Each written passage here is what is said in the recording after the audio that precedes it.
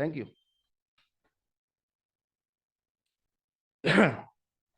तो सूरज ने अपनी एनर्जी, यानी कि सूरज ने अपनी एक ऊर्जा के साथ सभी ग्रहों को टांगा हुआ है, थामा हुआ है, पकड़ा हुआ है, और वो निश्चित दूरी पे घूम रहे हैं सूरज के चारों तरफ ऐसे।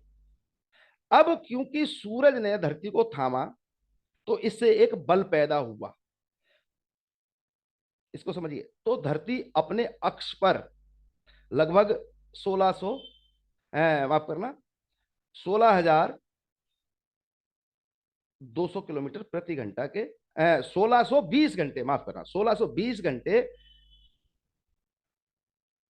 प्रति किलोमीटर के हिसाब से घूमने लग गई, क्योंकि धरती गोल है। सूरज ने उसको थामा, एक ऊर्जा का निर्माण हुआ, धरती ने वहां से घूमना शुरू किया। अब क्योंकि दूसरा मेरा शब्द था कि सूरज भी चलता है अंतरिक्ष में, और सूरज जब चलता है तो धरती को उसके साथ घूमना पड़ा, तो इस तरीके से धरती की दो दूसरी चाल है वो 1674 किलोमीटर प्रति घंटा के हिसाब से बन गई। तो इन दोनों चालों से जो ऊर्जा का निर्माण हुआ वो राहु और केतु है। वो दोनों ऊर्जा राहु और केतु हैं। और ये दोनों ऊर्जा हमारी धरती पे हमें क्या क्या देती है, आप समझ लीजिए। पहले तो ये समझिए कि 1674 प्रति किलोमीटर एक रफ्तार, और 1620 किलोमीटर के करीब एक रफ्तार, दो रफ्तार। आप इतनी स्पीड पे देखेंगे तो एक पैसेंजर प्लेन भी नहीं चलते, लड़ाकू जहाज चलते हैं, फाइटर प्लेन। ये कितनी बड़ी ऊर्जा है और कितनी बड़ी धरती है, और सूरज कितना बड़ा है और कितनी ऊर्जा पैदा कर रहा है। इस प्रकार से ये ऊर्जा सारी, यानी कि एनर्जी बटी हुई है समस्त संसार में, ऐसे समझिएगा। अब जैसे मैंने बोला कि ग्रेविटी का अभी तक कोई किसी के पास नियम नहीं है, लेकिन हमारे शास्त्र वेद पुराणों में ये नियम लिखे हुए हैं, ऐसे समझ लीजिए। अब दूसरी बात पे आते हैं। हमारे पास ऊर्जा किस प्रकार से आ रही है, इसको समझिएगा। हमारी बॉडी में आप लोगों को पता ही होगा, ब्रेन सेल्स होते हैं, न्यूरॉन्स होते हैं, और इनकी मात्रा भी बहुत बड़े न्यूरॉन्स हैं, वो 86 बिलियन है हमारी बॉडी में, 86 बिलियन। और 1 बिलियन में 1 अरब होते हैं। और ये न्यूरॉन्स जो हैं ये हमारे खोपड़ी में और हमारी रीढ़ की हड्डी पे होते हैं। अब इस बात को समझिए। समस्त ग्रहों की ऊर्जा, या हमारे सामने कोई व्यक्ति अच्छा या बुरा बैठा है, या हम मंदिर में गए तो हमारे मन में जो परिवर्तन आता है, या हम कारोबार करते समय जो परिवर्तन महसूस करते हैं, हम अपने कार्यालय में अलग मूड में होते हैं, घर में अलग मूड में होते हैं। तो इस प्रकार से अलग अलग स्थानों की ऊर्जाओं को ये न्यूरॉन्स जो है हमारी बॉडी में, जिनकी गिनती है 86 बिलियन, ये सोख लेते हैं, ये ऑब्जॉर्व करते हैं। और फिर ये न्यूरॉन्स का काम है हमारी बॉडी को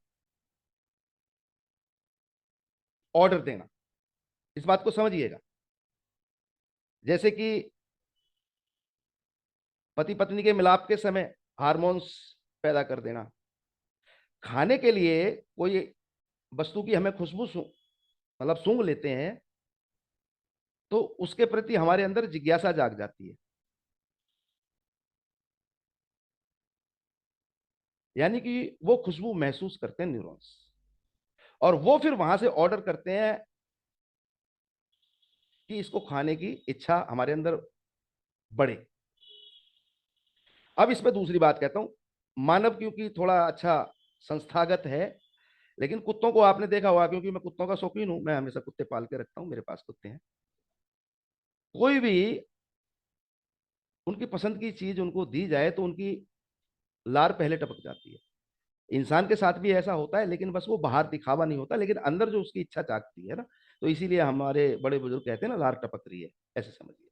इस तरीके से न्यूरॉन्स हमारे दिमाग से कंट्रोल करते हैं हमारी पूरे स्ट्रक्चर को, हमारा मन, हमारा दिमाग, हमारे कान, हमारे सेक्सुअल पार्ट, ये सब इन कारणों से होता है, ऐसे समझ लीजिए। तो नॉर्थ पोल और साउथ पोल कोई फिक्स पॉइंट नहीं है, कोई खंबा नहीं है, कोई पोल नहीं है। एक एस्टिमेटेड कि ये नॉर्थ है, ये पोल है, साउथ है, बस ये कहा गया है। अब इसी पे दूसरी बात करेंगे कि न्यूरॉन्स जो हमारी बॉडी में, हमारे दिमाग में है ज्यादातर, और कुछ मात्रा उनकी हमारे रीढ़ की हड्डी के नजदीक होती है। ये हमारे हार्मोन्स को ऑर्डर देते हैं, हमारी आंखों को ऑर्डर देते हैं, हमारी जीभ खाने पीने, हमारे दिमाग को ऑर्डर देते हैं। इन्हीं का ये मतलब पूरे हमारे शारीरिक अंगों को ऑर्डर देते हैं, और यही हमें कंट्रोल करते हैं। ये न्यूरॉन्स हमें कंट्रोल करते हैं। अब इस बात को दूसरे तरीके से समझिएगा। कोई ऐसी बात हो जाए नेगेटिव, तो न्यूरॉन्स है ना, वो अपने हाव भाव को बदलते हैं और हमारे अंदर ऐसी चीज, मतलब हमारे दिमाग में गर्मी पैदा करते हैं, यानी कि गुस्सा। इस बात को समझिए।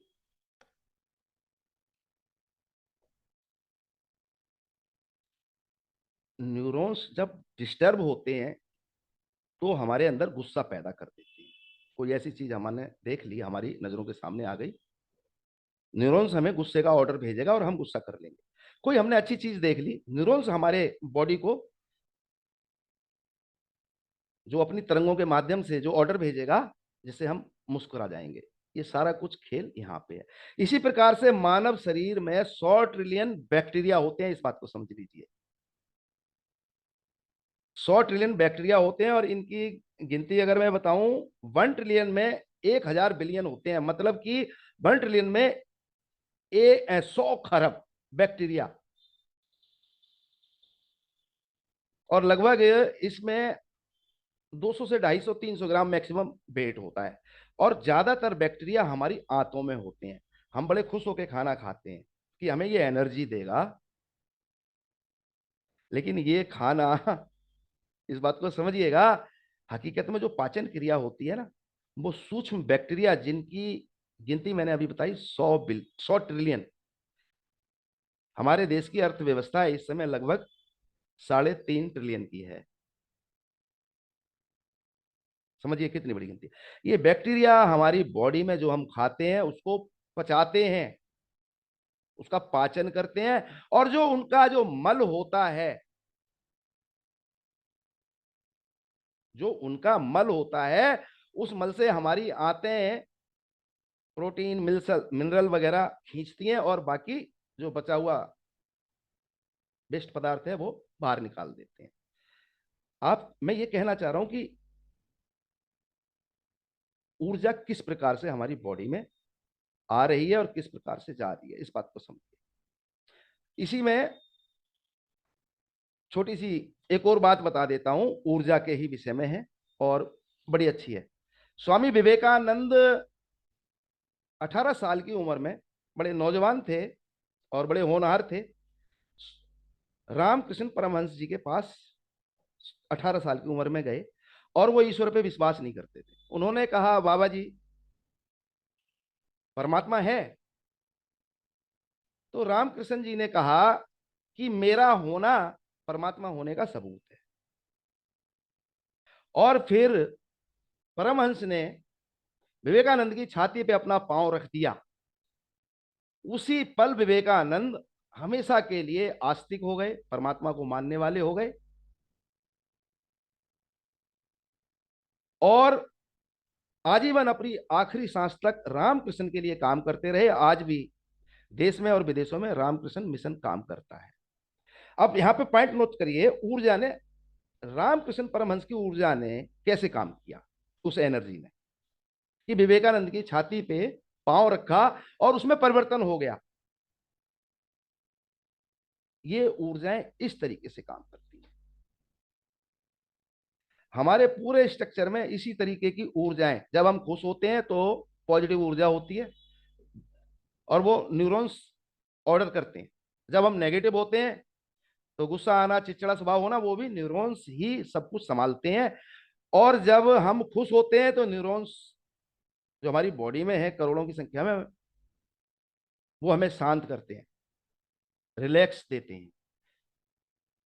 इस प्रकार से ऊर्जा काम करती है, ऐसे समझिए।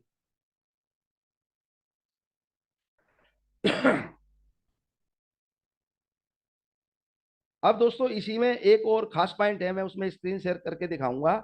ये ऊर्जा तोड़ी कैसे जाती है।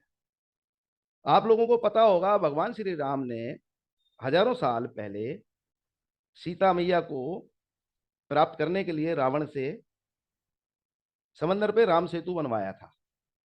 ये विषय मैं क्यों उठा रहा हूं, मैं बता देता हूं आपको कि आज से 60-62 साल पहले एक यूनियन पैसिफिक कंपनी है यूएस की, उन्होंने एक गलती की थी, इसको समझिएगा। मैं आप लोगों के लिए स्क्रीन शेयर करता हूं, इसको समझिएगा।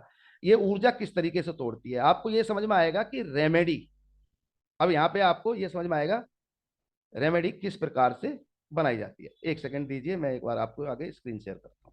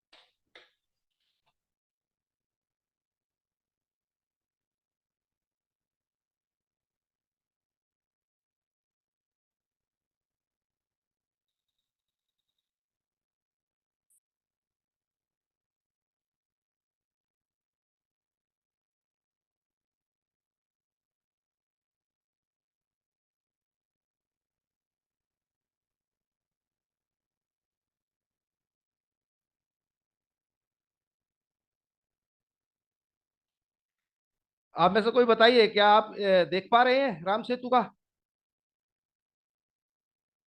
तिवारी जी, आपको राम सेतु दिख रहा है? हाँ जी, देख रहे हैं जी, ओके, देख रहे ओके। हैं। हाँ अब गुप्ता जी देखिए, बराबर है। ये देखिए समंदर की अपनी एक ऊर्जा है, उसके पानी की लहरों में हजारों हजार किलोमीटर का समंदर है। राम सेतु अगर सीधा बनाया जाता, क्या राम सेतु आज तक हमें देखने को मिलता हजारों के सालों के बाद? और ये बात बड़े से बड़े साइंटिस्ट ने कहा कि राम सेतु मानव निर्मित है। अब इसके डिजाइन को देख लीजिए, राम सेतु की इस डिजाइन के बाद में एक और चीज आपको दिखाऊंगा। अब ये देखिए, ये लगभग 60-62 साल पहले एक यूएस में ग्रेट साल्ट लेक, मतलब झील है, लेक है, समंदर नहीं है, पहले बात समझ लीजिएगा। वहां पे रेलवे लाइन डाली जा रही थी, ये 60-62 साल पुरानी बात है, ज्यादा पुरानी नहीं है। तो उस झील की लहरों पे सीधा रेलवे लाइन डालते समय वहां के वैज्ञानिकों ने रामायण को पूरा पढ़ा। हमारे राम जी के जमाने में नल और नील जो थे, उन्होंने जिम्मेदारी थी कि राम सेतु को कैसे बनाया जाए, सेतु लक्ष्मण मतलब लंका को विजय प्राप्त करने के लिए, सेना को भेजने के लिए। तो नल और नील के बारे में बताया जाता है कि वो सेतु विज्ञान में बहुत पारंगत थे, नॉलेज थी, हजारों साल पहले। ये अभी 60-62 साल पहले अमेरिका में ग्रेट साल्ट लेक पे यूनियन पैसिफिक रेलवे, अमेरिका में प्राइवेट कंपनियां हैं, वो काम करती हैं। लेक की लहरें समंदर की लहरों के बराबर तो कभी हो नहीं सकती। ये नजर आ रहा है मधुसूदन जी, आपको नजर आ रहा है?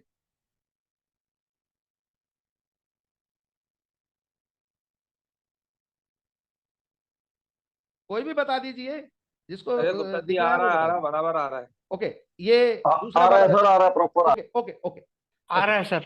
ठीक है, ठीक है, मैं ये सोच रहा हूं कहीं मैं गलती ना करूं, इसलिए इसलिए अब देखिए, सीधा जा रहा था और काम रोक के फिर साइड से घुमावदार, है ना, कर्व दे दिया है इसको, ऐसे समझ। तो जो विज्ञान हमारे पास हजारों हजार साल पहले था कि ऊर्जा बनाई कैसी जाए और ऊर्जा तोड़ी कैसी जाए, अब यहाँ पे इंसान के लिए तो फायदा दे दिया, इसको समझिए। लेकिन समंदर की तो ऊर्जा को तोड़ा गया है ना, समंदर की ऊर्जा को कम किया गया है, समंदर की ऊर्जा को तोड़ा गया है, लेकिन इंसान के फायदे के लिए। तो ऊर्जा को तोड़ना और ऊर्जा को पॉजिटिव वे में इस्तेमाल करना, ये यही सब गृह विज्ञान में है, यानी कि ज्योतिष, यही सब वास्तु विज्ञान में है, यही सब मेडिकल साइंस में है, यही सब हमारे हवन यज्ञ पूजन, मंदिर गुरुद्वारे में माथा टेकने पे अलग अलग ऊर्जाओं का वहां पे होना। अब मैं यहाँ पे एक और बात कह देता हूं कि लगभग आज से 60-65 साल पहले एक फ्रांसीसी वैज्ञानिक था, वो मिस्र के पिरामिडों को देख रहा था। तो उस पिरामिड की जो एनर्जी थी, इसका वास्तु में इस्तेमाल होता है, मैं इसलिए ये बात कह रहा हूं, जो पिरामिड की एनर्जी थी वहां पे ममी, मतलब पुराने समय में मरे हुए लोगों की लाशें रखी हुई हैं, ये आप लोगों को ज्यादातर पता ही होगा।